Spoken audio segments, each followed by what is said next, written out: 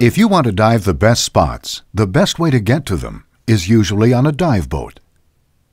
The most inspiring reefs, exciting marine life, and optimum diving conditions usually are just beyond a comfortable swimming distance from shore. But boats are more than just transportation. They're a relaxing way to spend a day on the water, and an excellent way to spend time socializing with old and new friends. Your boat diving trip begins long before you ever get on board. There are some very basic decisions that need to be made concerning the type of vacation you want to take. Different dive boats will offer various types of diving experiences. You will need to decide what it is you are most interested in doing. For example, are you a photographer? If so, there are many boats that cater to underwater photography, some with dark rooms and E6 developing, and for the digital photographer, computer labs and digital processing stations. You may want to do as much diving as your safe bottom time will allow, and that's great. But some people will want to combine diving with other activities, such as sightseeing, kayaking, or shopping. Once you've decided what activities you want to participate in, you need to pick the charter that can supply them all to you. There are basically three categories of boats used for diving: liveaboards, day trip boats, and personal boats. Liveaboards are large vessels designed to stay at sea for extended periods of time. You will obviously live on board the boat during your trip. Liveaboards are the best possible way to go if you want your vacation to be dive-intensive. With compressors on board and the boat traveling between great dive locations daily, you can choose to dive as often as you wish. Liveaboards come in every style from lavish to simple but comfortable. It is up to you, based on your budget and wants, to decide what kind of liveaboard suits your needs. The most commonly used dive boat is the day boat. Most charters are smaller than the average liveaboard, without all the amenities of the larger vessels. The number of dives you make is limited to the number of tanks brought on board by the operator. Day boats provide great flexibility on vacations. You choose the day and times you want to dive, and when you want to do other things. There are many sources available to help you in your selection of a dive boat and operator. In fact, your local SSI dealer has many trips already planned, and most likely one or two that fit your exact needs. Diving publications, internet websites, and travel agencies will often carry reviews of dive locations, boats, and operators. Your SSI dealer also has a comprehensive list and recommendations for you to use when planning your trip. Once you've chosen the type of diving you wish to do and the boat you want to do it from, there are some more specific questions that you will need to answer. Find out the total capacity of the boat, the average number of people on the boat, and the maximum capacity. What is the speed of the boat, and how long does it take on average to get to the dive sites? Does the boat have fresh water showers, shaded areas to relax, and are food and beverages offered during non-diving times? Does the boat have submersible platforms that ease the entry and exit process, or a submerged safety stop bar for you to hold on to while completing your 3 to 5 minute safety stop? How many boat crew and dive control specialists are on board to assist you? Are there enough to help divers get into and out of the water and supervise the rest of the group underwater? Also, ensure that the boat has the proper emergency equipment, such as fire extinguishers, oxygen and oxygen administration equipment, first aid kits for divers, and personal flotation devices. At minimum, a passenger orientation on boat safety, dive locations, missing buddy procedures, and emergency procedures should all be part of the crew's briefing. Last, find out what the cost of the trip is and what it does and does not include. Be sure to weigh all considerations when comparing the price of boats.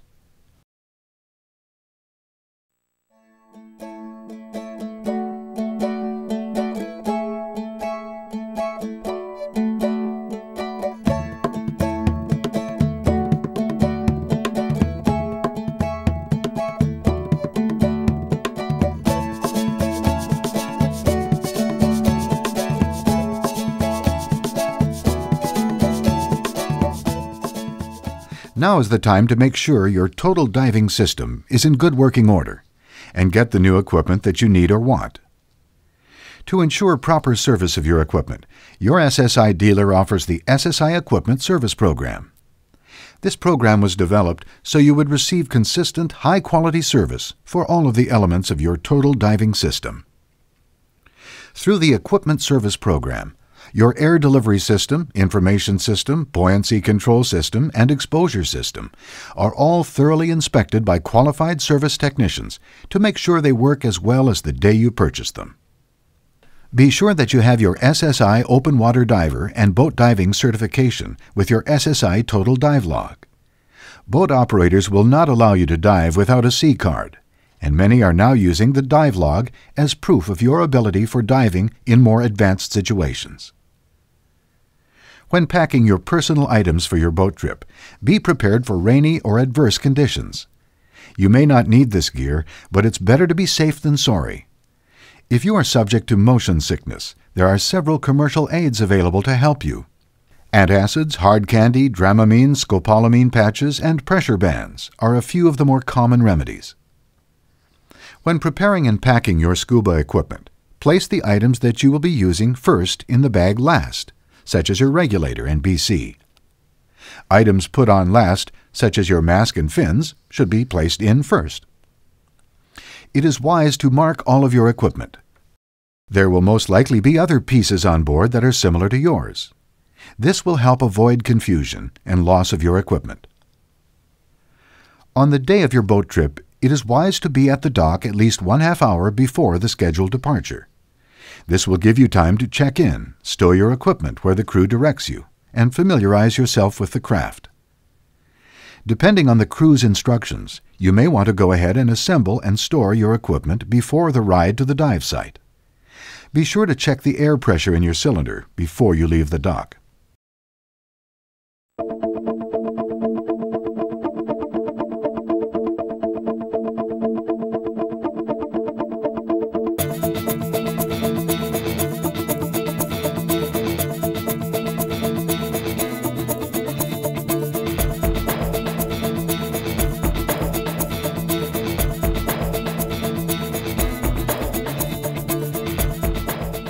It is helpful to know a few words of boat terminology so you will understand the directions of the crew. Your SSI Boat Diving Manual also has these listed for you to reference at any time. While orienting yourself with the vessel, be sure you learn the location of the head or bathroom and the galley, the kitchen equivalent, and pick out a bunk or bed if you are on a liveaboard equipped with these. You will be expected to observe some common boat courtesies while on board. Most importantly, remember that the captain is traditionally and legally in charge. Always follow his or her instructions while on board. Don't drop weight belts or cylinders on the deck. This can cause expensive damage to the boat, which you may be required to pay for. Keep your equipment together and in a single location to avoid wasting space. Stay clear of the crew quarters and work areas, and stay out of the engine room unless invited by a member of the crew. Generally, follow the common sense rules as listed in your SSI Boat Diving Manual.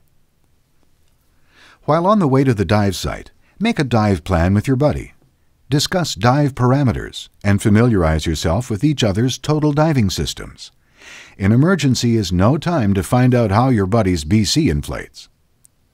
While on the boat, it's always a good idea to practice common motion sickness prevention tactics. This includes avoiding fumes at the stern of the vessel and avoiding rocking motions by positioning yourself near the center line or middle of the boat, where motion is minimized. Get as much fresh air as possible. Should you become ill, do so over the leeward rail. Avoid doing so in the head, as this could cause complications. Seasickness can cause serious problems if symptoms strike underwater. If you believe that there is any chance that you may become ill while underwater, do not make the dive.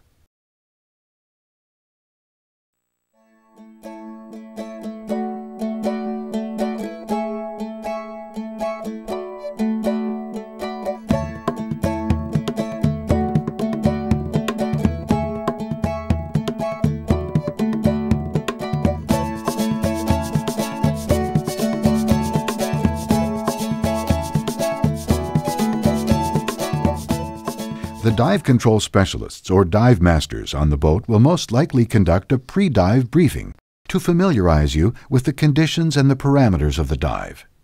Listen carefully and follow the predetermined guidelines. Remember, when it comes to the dive leader's word is law. While getting ready, try to limit your space requirements and respect other people's space.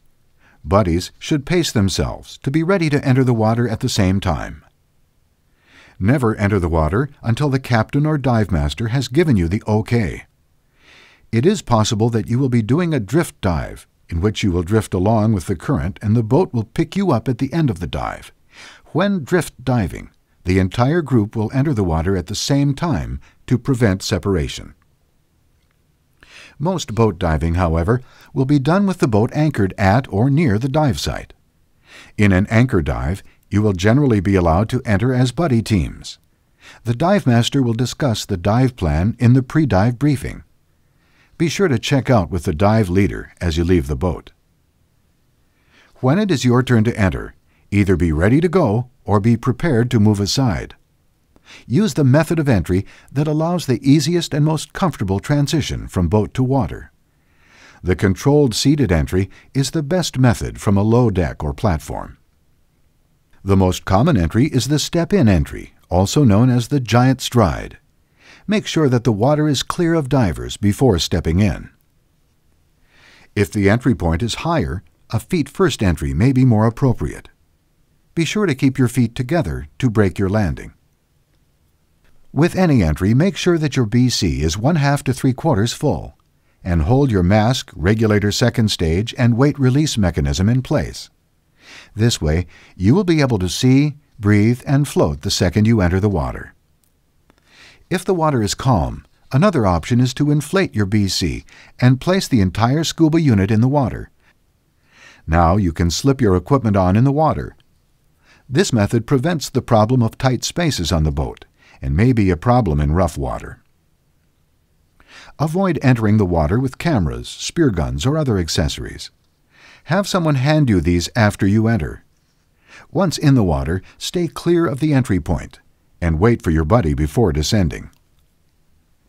If you are anchor diving, be sure to conduct your dive into the current, that is, in the direction of the anchor, so you can drift back to the boat at the end of the dive.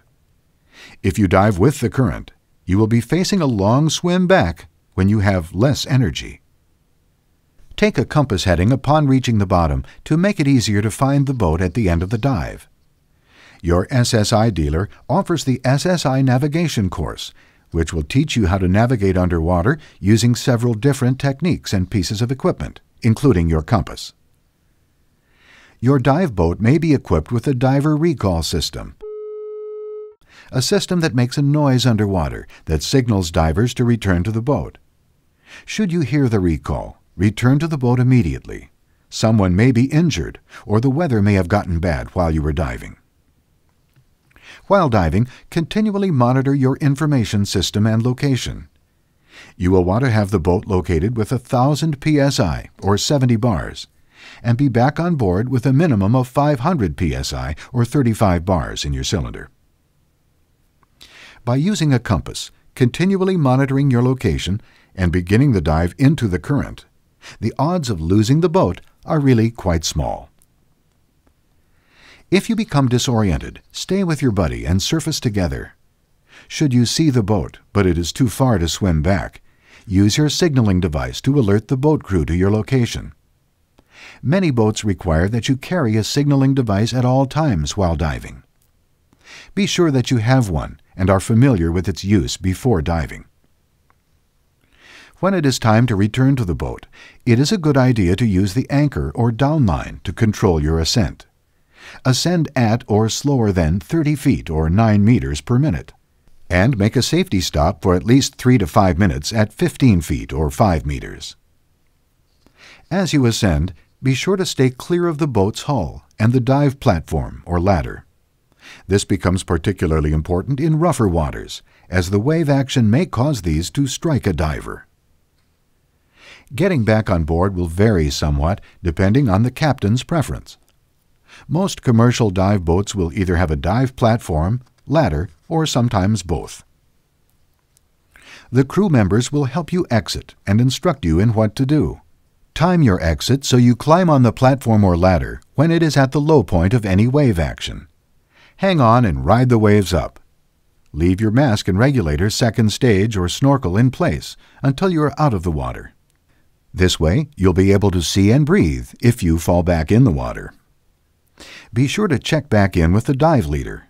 You do not want to delay the boat, or worse, have someone go looking for you when you have been on board for some time.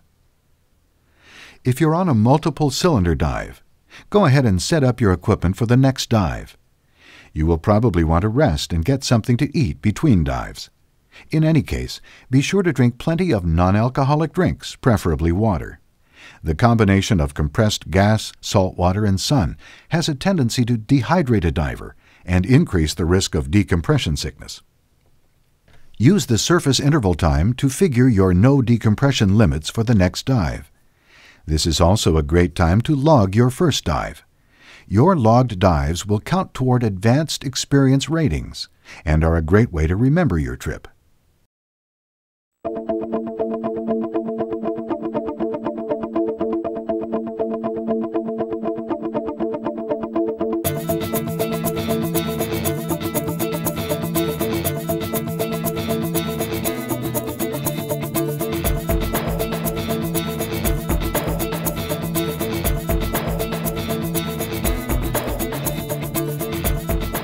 While we have been discussing diving from a liveaboard or day boat, you should know that there is some spectacular diving available from private boats. The captain of the private vessel is responsible for the safety of both the divers aboard and the preservation of the environment. When anchoring a private boat, be sure to cause no damage to the coral, kelp beds, or other natural features. Most of the same guidelines apply as on a larger boat, but room is usually at a true premium in these smaller craft. You may want to get ready one at a time, or if possible, put your equipment on in the water. From a low-sided craft, especially from rubber boats, the back roll is an excellent method of entering the water. While holding on to the mask, simply roll off the side of the boat, allowing the cylinder to break the water for you. It is preferable to leave someone on board during the dive to watch the boat and to assist in the exit and re-entry. However, this is not always possible. If exiting with everyone still in the water, it may be best to remove your scuba unit, handing it to your buddy. A powerful kick should help propel you up and on the boat. You may then assist with the exit of all the other divers. There are many particulars to diving from a private boat. Consult your SSI Boat Diving Manual to assist you in this activity.